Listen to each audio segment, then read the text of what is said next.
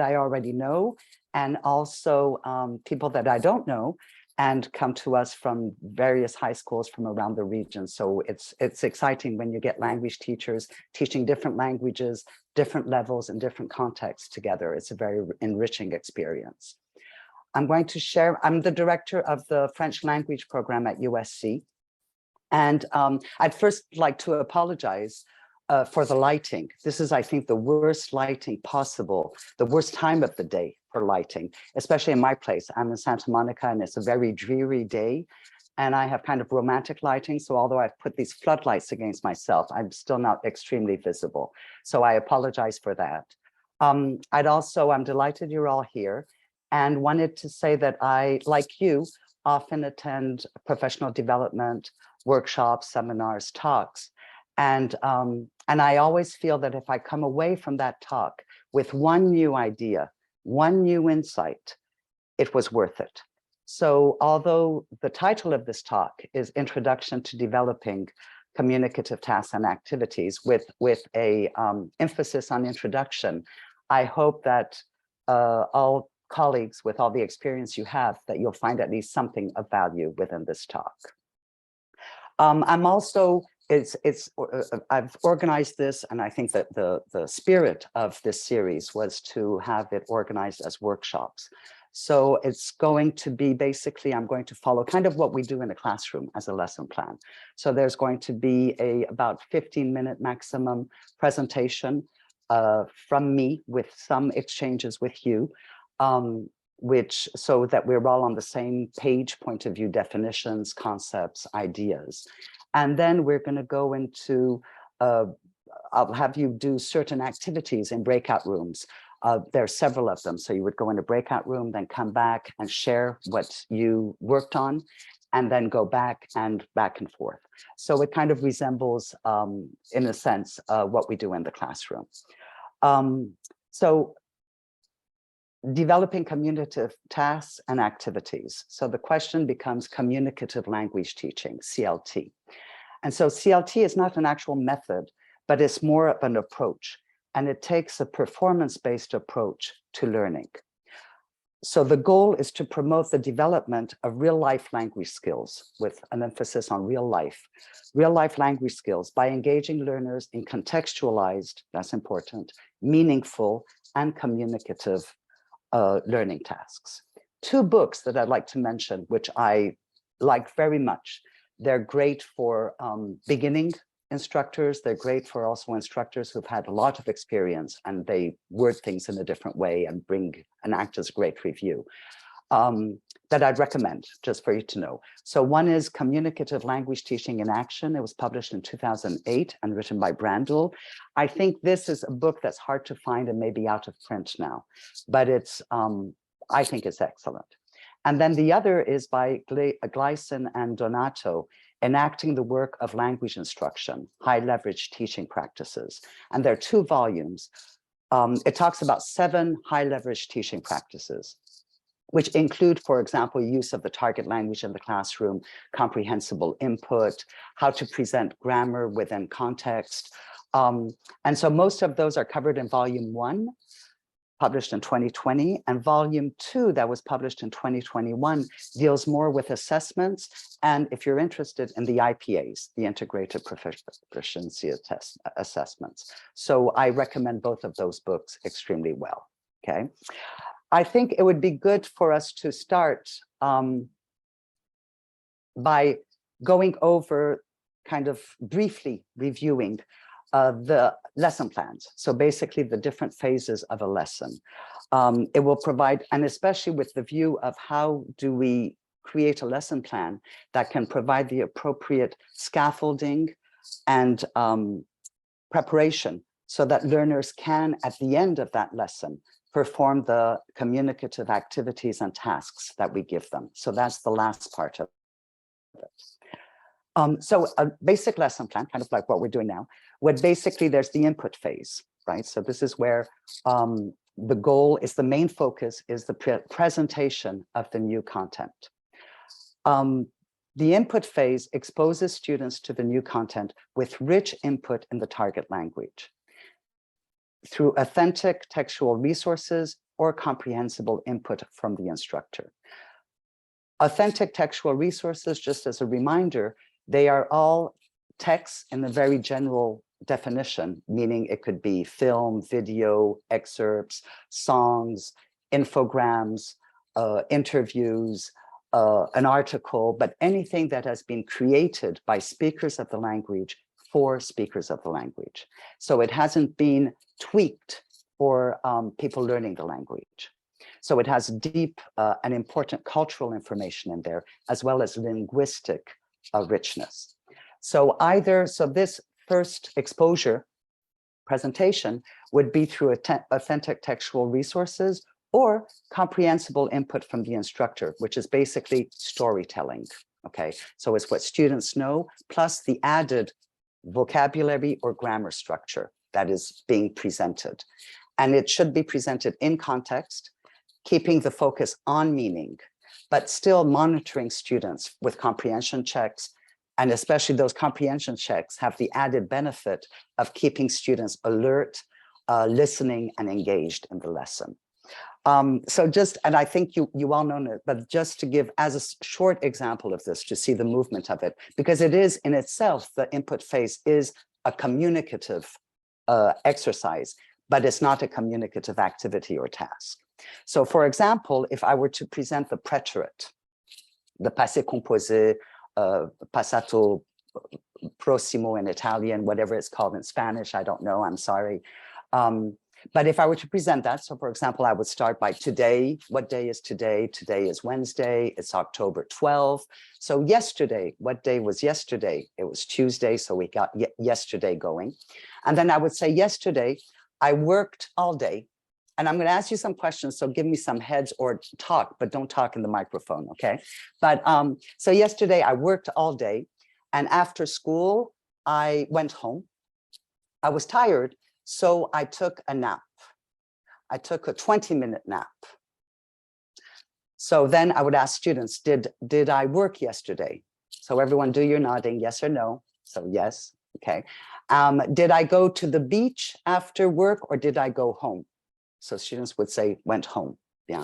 So at home, did I watch television or did I take a nap? Took a nap. Did I take a long nap or a short nap? A short nap. So you're keeping them engaged with the comprehension activities, giving them a more interesting story than what I gave you. So for example, I went to the beach with my husband. We bought 2 huge frappuccinos coming home, so that it's a story that engages them and interests them. But the emphasis is on the input, using transition words, afterwards, then, things of that sort, and the meaning. So they are paying attention to what I'm saying, the meaning. I'm giving them information, okay? So that's the input phase, with the emphasis on input, teacher input. Then the second part is assimilation phase. Now here, the emphasis changes. It changes from teacher input, comprehensible input, to student output. And so in the input phase, the comprehension checks were just to make sure students are listening. I wasn't really asking them to reproduce the preterite, but to show that they understood my story. So what did I buy? Did I take a nap? Did I eat? Things of that sort. In the assimilation phase, it's a cycle of controlled and guided practice, okay? As a cycle of controlled and guided practice, it builds.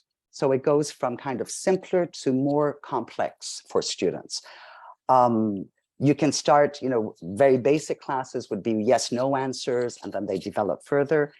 The textbooks have lots of assimilation phase activities. They're actually loaded with assimilation phase activities. So a cycle of controlled and guided practice, otherwise known as drills, okay? So this is something that we do in class.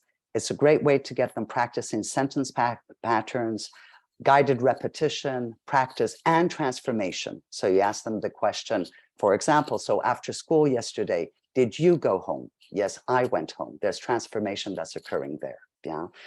Did you take a nap or did you go to the movies? Did you do this or that? So you're getting students to now have output, use the language, but in a very controlled manner. The drills, there are two types of drills, and we work on mechanical drills and meaningful drills, okay? Mechanical drills focus on grammatical forms. There's only one concrete correct response, and the outcome is controlled, okay? Often they're fill in the blank, though not always, yeah? So for example, here it would be where you give them, or the books have, a paragraph, there's a blank, in parentheses a verb, and they have to conjugate the verb and the preterite. They don't even need to read the sentence to know what to do, because all they have to see is the subject and the verb, and they conjugate it. So there's no attention paid really to meaning, and it's primarily drills on grammar or vocabulary.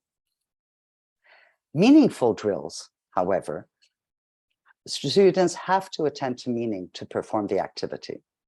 So for example, taking again the preterite as an example, a fill in the blank would be where you have a paragraph with fill in the blanks. The verbs are listed at the top. So the student has to understand and choose the appropriate verb within that context and then conjugate it in the preterite. So they're attending also to meaning. If you're taking it, if they've already done, for example, the next step forward, if they've already done the imperfect and the preterite, then they would be, for example, the blanks, in parentheses a verb, but they need to understand the meaning to understand whether they need to use the preterite or the imperfect within that context. To make that more difficult, you would have a list of the verbs at the top, and so they would have to choose the verb and decide whether it's in the preterite or in the imperfect. But those are where they're attending to meaning. It's still a drill. There still is one correct response, but they're attending to meaning at the same time. For basic, beginner classes, for example, when their students are studying prepositions, you could have students indicate the location of various objects in the classroom. So for that, students need to understand the meaning of locations, understand the meaning of the objects, and understand the prepositions. So meaning becomes important. Our textbooks are actually full of these kinds of activities, even when you consider the open-ended type activities that are in textbooks, for example, where it says, where you're interviewing your partner. And so there are a number of questions. Do you go to the beach? Do you like the beach? How often do you go to the beach? Which beach do you go to? That in itself is communicative in a sense, but it's not a communicative activity because the questions are preformed. So one student is just reading the questions. The other one is providing information, okay? So those are still assimilation phase activities.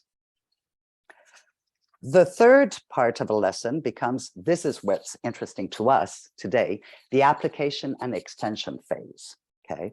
So this is where the primary focus changes. And the primary focus is no longer the practice of grammar, but the actual use of language to communicate within an authentic real-world context.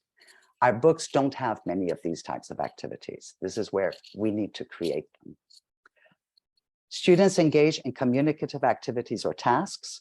Learners' answers are no longer known and predictable. They're unknown, not predictable. The questions may also be unknown. It goes in different directions. And learners have to attend to meaning to be able to keep working on that activity or task. The instructor no longer controls or guides the student language, okay? So this is where we truly are finally the guide on the side. So we will come in, go around groups of students working together, help them if they need help, provide them with words of vocabulary if they need it, but it truly is where they're doing the work on all fronts. Considerations in creating these activities, personalize them as much as possible. Our students and learners and we as humans, first of all, we're storytellers, so we like telling stories. And also we like to talk about and express our opinions, feelings, interests. So to make an activity or task interesting to them, personalize it. Then give them a choice of answers if it's possible, but especially at the beginning levels. So for example, with the question, what do you usually wear? I would say, okay, I wear a blouse and pants. Limited language. But you can give them that same question, what do you usually wear? And give them a list of events. For example, what do you usually wear? Where they ask each other an answer at work, at school, at home, at a birthday party, at the beach, for Christmas, at Halloween, you know, where they have a list of events. That way you're covering a number of almost all of the clothing articles and allowing them to create with language, and the responses are not going to be predictable. Okay, these are often information gap activities, which is the form it takes. So the examples, discussions, exchanges of information, information activities, information gap activities are communicative activities, where you have two people communicating with one person having information that the other does not possess and needs to possess, or will be asking questions to receive that information. So discussions, exchanges of information are application extension phase activities, communicative activities, and towards tasks. Role plays, non-rehearsed, but also rehearsed. Rehearsed becomes more of a presentational, but that's a mode of communication. So role plays, debates, email exchanges. These are examples of the format that a communicative activity could take and how you would do the application and extension phase. Now, communicative tasks, now the word task is distinguishable from an activity by one important thing. So it's activity plus something equals task. And that plus is that students have to do something with that information.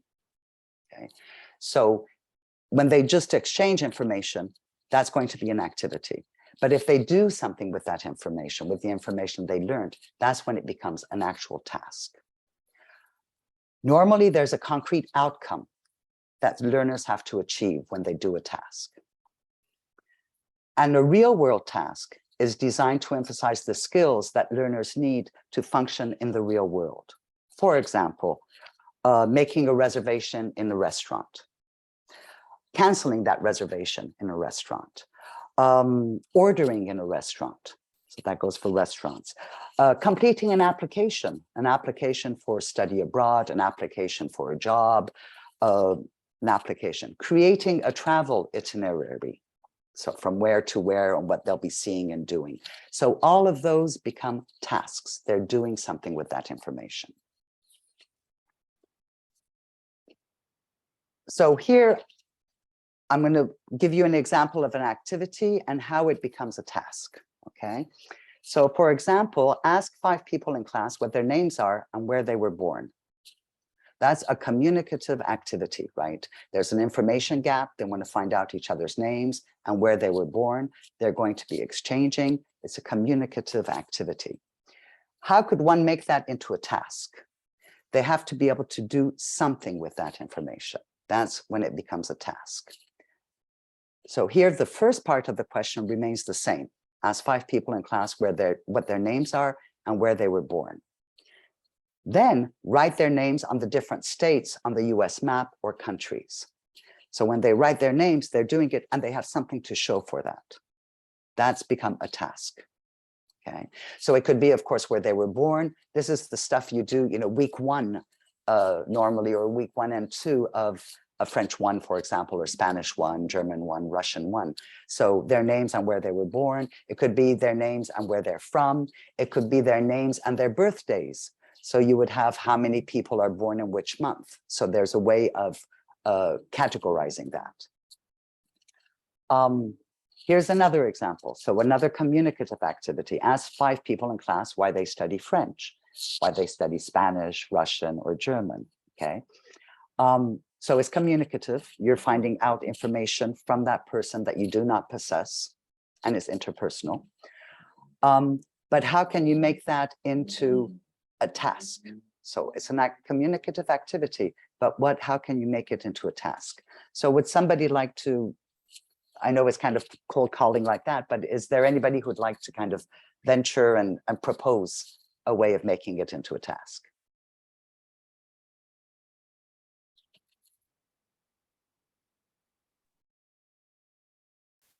Maybe find somebody who No, I guess that would be info gap. You know, find someone who has a similar reason behind being there. Okay, that's But more that's of an more info to, yeah. right. I'm sorry, Yeah. I'm just thinking. I know. It's hard. It's hard to do. It actually seems very. It's hard to do. But it's what you do with the information you got from those 5 people. Think about it that way. And it can be something simple, but it's something that they do. And it's a great way for the teacher to see that the task was done and what students did. They show something for it instead of having everyone repeat. So it would be now rank the reasons. Okay, so you can rank their 5 reasons they've spoken to different students. So now rank the reasons in either the most compelling, the most popular. So is it for work? Are they learning French because they want to travel to France? So rank them. So that's where they're doing something with it. Okay. Third possibility, a classmate has invited you to their party. Find out directions to get to their place. Okay, so they've invited you to their party. They invite you to their party. You're asking them for directions. They're giving you directions. It's a communicative activity. You now have those directions. What can you do with those directions? Does anyone want to venture on this? You would actually map it out from point A to point B. Right. You can actually map it out and follow those exact directions to be able to show you understood those directions. Absolutely. Something else? Somebody else? Yeah, Julia?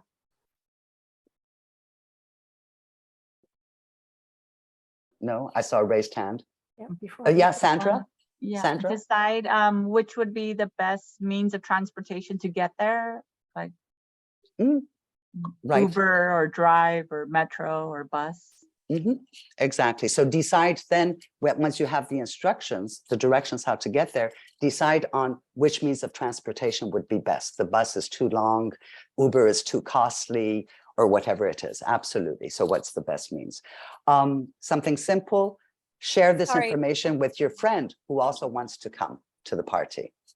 Sorry, I heard. had my hand. Sorry, I had my hand up, but I'm in the car, so it's a mess. But you could actually have someone try to get them back home in a lower level, have them kind of say, okay, the party's over. How do you get back home? Absolutely. Absolutely. Exactly. Okay. So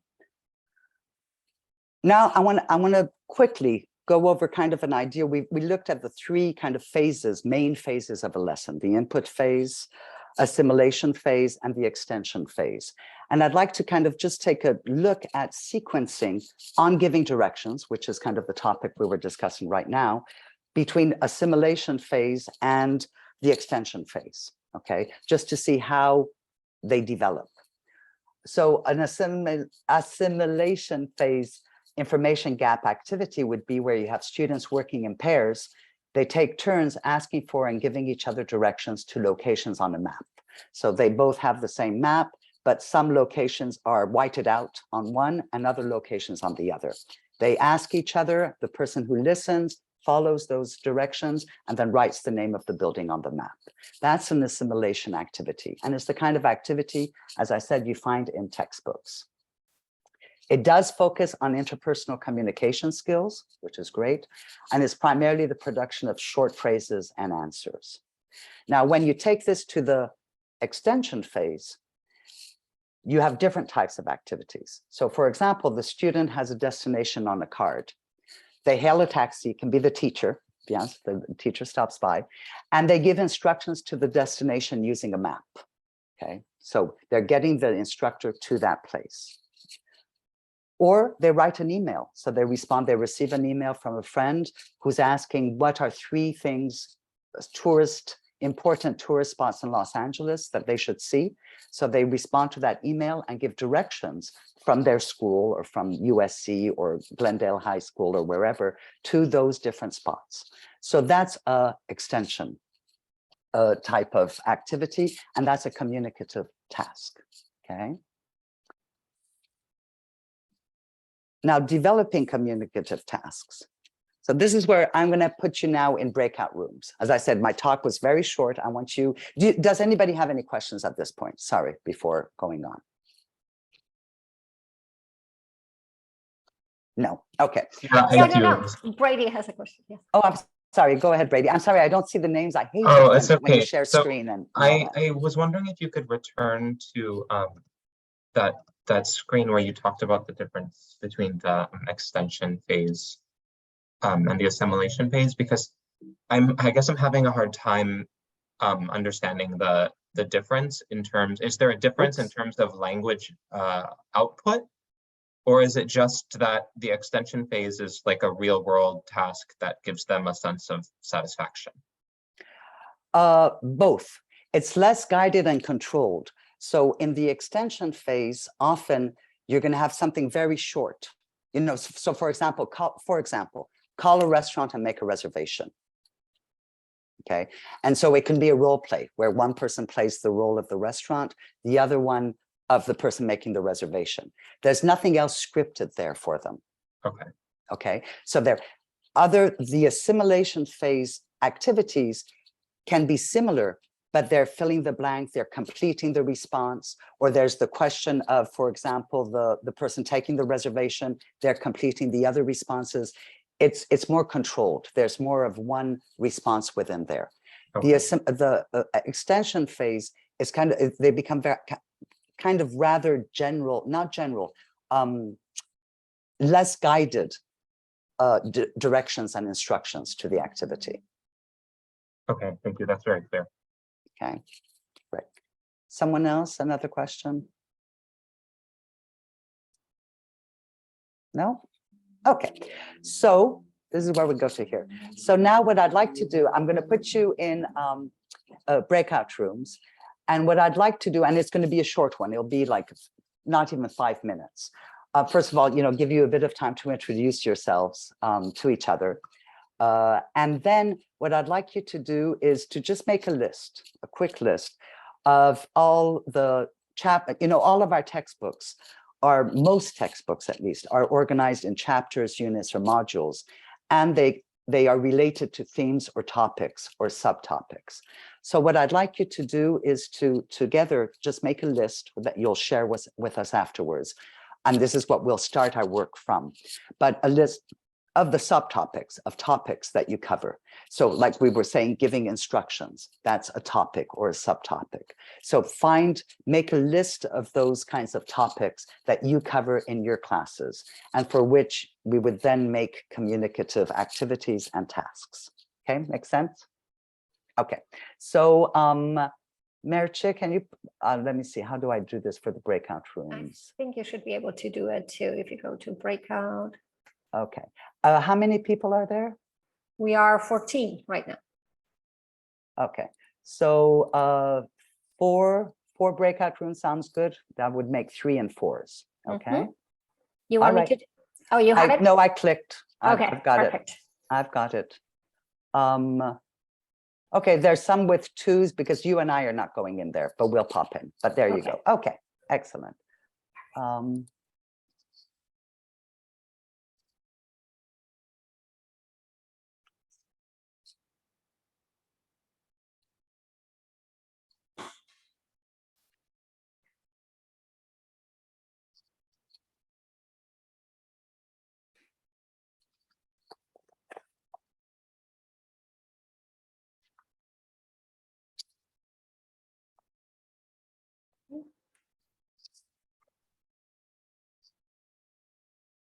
Stephen, do you want to go to a room? Others aren't going? Didn't take everybody? That's weird. I think because we're co-hosts on this series, Oh, and so it doesn't Oh. put us into the breakouts. Oh, no, because I said not to put the co-host. I should have changed that. I don't know what to do. I'll just assign you. I to think I another can room. just join. Yeah, I'm Like, assigning I'll each go- of you to one room. Okay. Oh, sorry. There you go.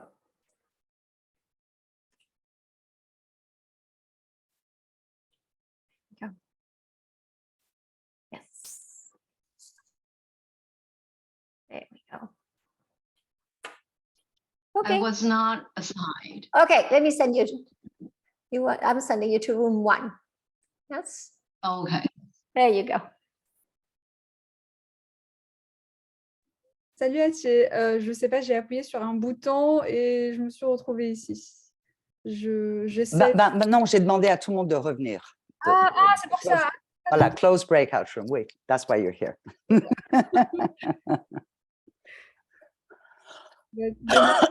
And that's how it works for the students. I lost my habits and my. I know we haven't been doing Zoom for a while, so I've completely, that's why it was like, where are things? How does one do this? How quickly one forgets. But the learning curve was sharp. Not only that, but all the interfaces look different. Like my phone must have updated. That's why I can't do anything, because I'm like, I don't know where anything is. Oh, wow. Okay. Okay. Thanks. So what I'd like you to do at this point is, if you can in the chat, share some of the topics or subtopics that were covered. So some that interest you, those on which you would like to work on an activity.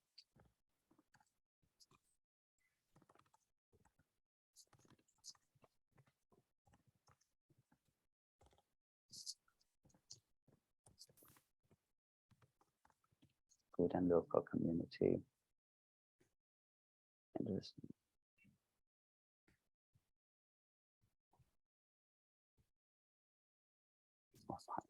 Mm-hmm.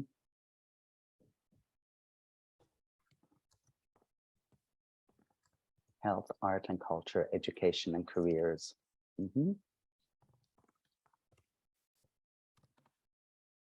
Moving, renting houses. Home, city, family, interesting. Mm-hmm. I like the food. The food part keeps coming up.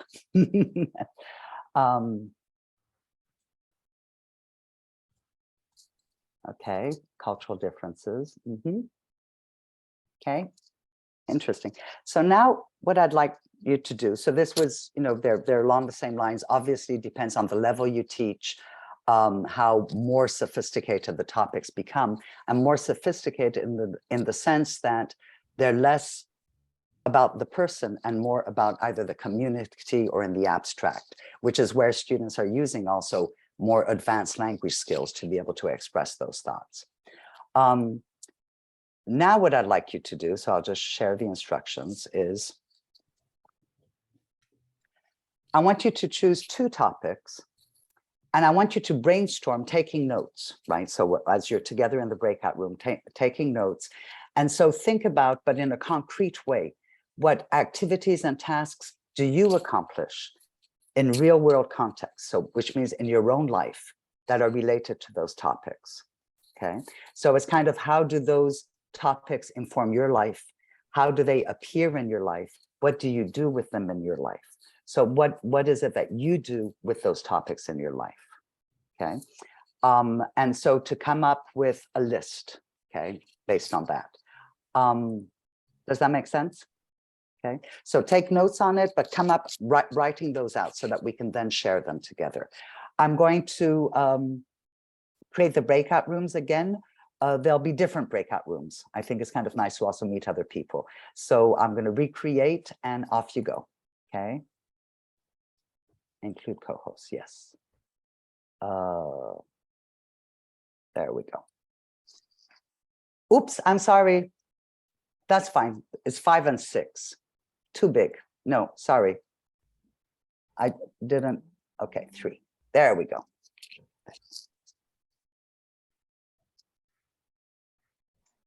I think you gotta click on create. I did. Oh, there you go. Hopefully.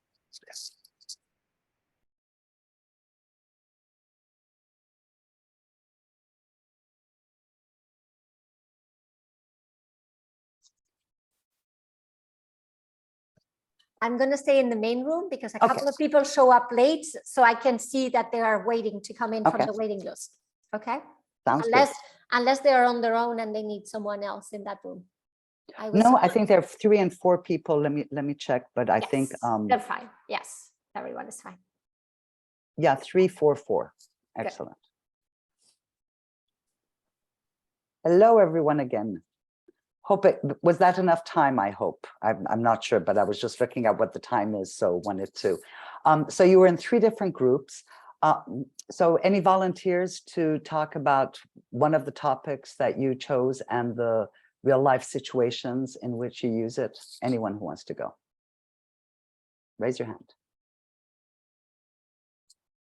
Not everyone at the same time, one person at a time. Can I talk? Sure. Okay.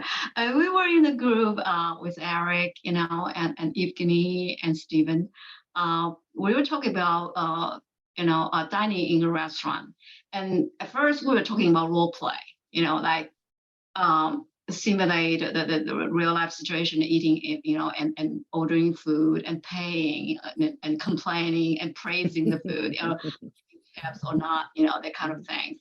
But then, and one of us was asking whether we should actually bring students to the, actual restaurant in real, and then put them in a real life situation where to see what comes out of it. And of course, there must be a pre-arrangement with that in a restaurant. Say, hey, we are going to bring a group of students who are learning the target language. Can you please kindly work with us? So that there's some some work that the teachers have to do, pre field trip. But we were just playing with the idea whether this is has to be like that, or role play is real life situation enough, for us. Yeah, that is the debating. Role play works. Of course, authentic is even better, but then it becomes a question of, logistics and everything else. But if you have, if you have, for example, food trucks coming near your school, if you're teaching Spanish, where they could go out and order from the food truck in Spanish, that would be great, where they're actually using the language. It validates for them their use of the language. So that's where the real, authentic, real life situation is something that gives students a lot of confidence, a lot more than the role play. I've taught courses, and there's it's called a Blockmaster course, where students 3.5 weeks, all they do is like French 2. And we have a number of excursions built in there. And in French 2, we do food. And so I take them to a French restaurant, just let them know beforehand, there's not much to be done, but just let the restaurant know beforehand that when we come, for this group, they should only have servers who speak French, working that table, and speaking only in French with the students. And so the students love it. They feel so proud that they were able to order, ask for something more, everything else in French. And it makes a big difference. So when you can, it's wonderful to do it. It's not always possible.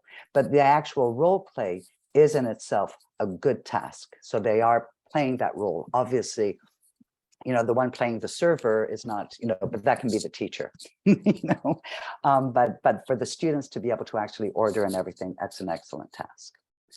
Anybody else to share different things?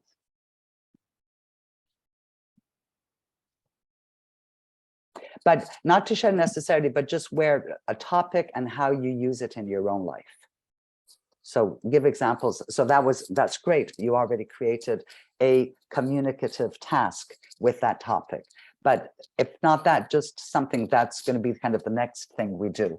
But just a list of a topic and where you use that, where that topic appears in your life. So for food, we talked about getting groceries, going to the restaurant, ordering, talking at the restaurant, complaining to a manager, getting ingredients from the grocery store, and also sharing recipes and emailing recipes. Exactly, right away, completely. And also when you do your shopping list, you write quantities, right? So you're going to buy, oftentimes, a pound of meat, I don't know, 2 kilos or pounds of apples. So you'll often put quantities with that, which is a great way of working on both of that, the vocabulary and the quantities. And it's an actual task. There's an outcome that they're showing. There's a list. Absolutely. Other topics.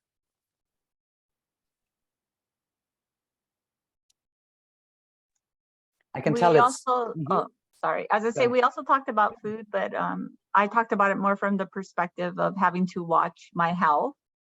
So making food choices based on what's healthy or not healthy, and then what exercise I can do to kind of balance out what I ate that week or what I'm doing. So.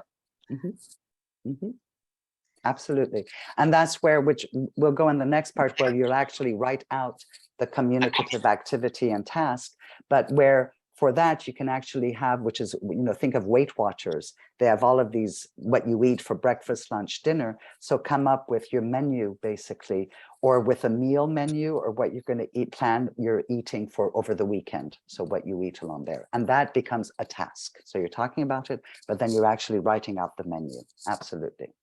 Okay, there are just a few minutes left, but I'm going to put you again in breakout rooms, okay, in the same breakout rooms, I think. And I'd like you to actually write out what the activity would be. We've spoken about it. You already gave some activities. Most everybody, I think, is the time of the day is thinking food and is hungry, so which is fine. But there's also travel. There are all kinds of other topics. But to actually write out the activity and task. So activity plus something that they give makes it into a task. So I'll put you back in the breakout rooms. It's going to be kind of short. I know we're coming towards the end of time, but there we go. Off you go.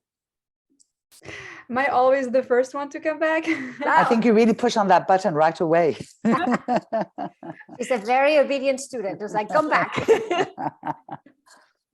Yeah, I don't know if was that enough time, Hanya? You guys were able to talk a bit and do things. Yeah.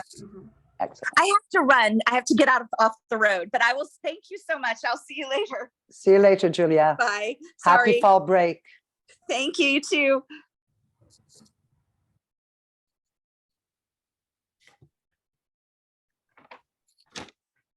Atiyeh, I had a question. Maybe I can ask it later, but it's about the extension phase and how to apply it for like upper level French for like abstract topics. I'm thinking about the novel, etc. About l'étranger. Yeah. We'll talk about that a little after, but yeah, we will. Yeah. And there's some activities actually in there that are in the workbook that you have, but not all of them. Hi, everyone. Sorry, I hope that was enough time, but I know that time is running short. Who would like to share an activity or task that you came up with everyone? I can share. Okay, So Brady. we talked about like an activity of like sort of a role play between a landlord and a renter, and like sort of the tour of the house, questions about the services, or is there a dishwasher, is there a what's the rent, how's the neighborhood, and then maybe sort of a task would be writing up a rental agreement that includes descriptions of payment or what's included in the house or the apartment situation. Okay. Yeah. I think like the first part of what you said is great, and it can include a tour, or you can have a phone call where you have students actually find, ads of apartments for rent. They can go on apartments.com, that's for English, but you can find the ads, they're French sites, or for places for sale. And then they call the realtor and they ask the questions. Or it can be for vacation rental, Airbnb, where they find a vacation rental. They're looking at the ad, but they need to ask more questions. So they ask questions to decide whether they take it or not. And whether they take it or not becomes the task part. So the choosing, deciding as they take it for these reasons and not for those reasons. Absolutely. The rental agreement sounds great. I can tell you they're complicated things in French. I don't know about other languages, but it would be possible normally, but they're legal mumbo jumbo, a lot of it in it. So it's kind of complicated, but there is that first page that could have the residence, the rent, when it's due, that could be filled. Absolutely. And filling an application is a great way of, it's a great task. Absolutely. Someone else?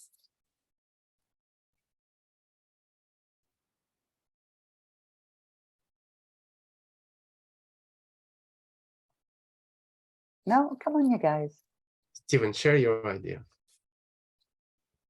Oh, I love that. It's always like hiding behind my friend. Steven, you go with your idea. we had two ideas. There was one where we give the students a list of ingredients, and then they're supposed to make a recipe, make a dish out of it. And there was another one where you give them dishes and then they make a menu. Mhm. Both are excellent. You can also give them, and this is like one thing that we do, I do in French. So for example, they have a dish in mind. So what are the ingredients that they need, which they have to write?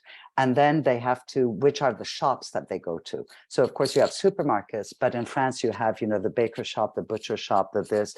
So which shops do they have to go to? And so at the end, how many shops did they go to? So you find out that number. And so they're actually also deciding on the shops. So absolutely, they're very good tasks.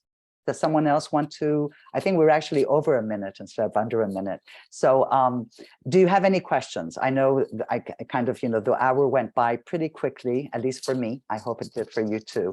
Do you have any questions? I'm sorry we couldn't share all of the activities, but any questions for me?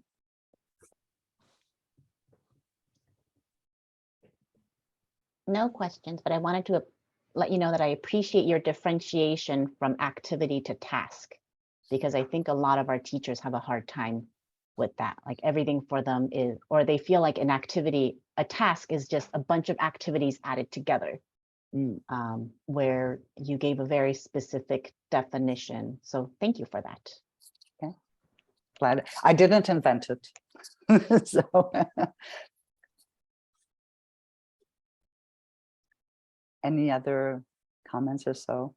Well, I hope, I hope it was useful somewhat, somewhere, something for everybody. But it was fun getting together and getting to meet teachers that we don't usually see at USC. So Valerie, is great seeing you, Stephen, Sandra, Eric, so a number of people who were here. So thank you. It's good meeting everybody and getting together this way. And I hope for us at USC, we are hump day, it's Wednesday of the middle of the week, and we are hump day for the semester. This is exactly the middle of the semester. From here on, it's countdown. So we're halfway done. And I hope that all of you guys in high school are getting close to that, though you get a few more, holidays than we do. We don't get a lot of these holidays. So we're looking forward to, to the Little end. breaks. Yes. But thank you so much. Will this be recording be available to us later to refer back to?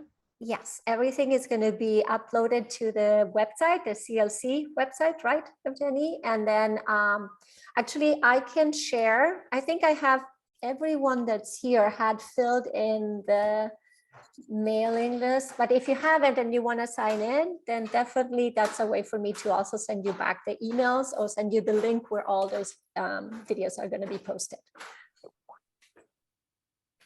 All right.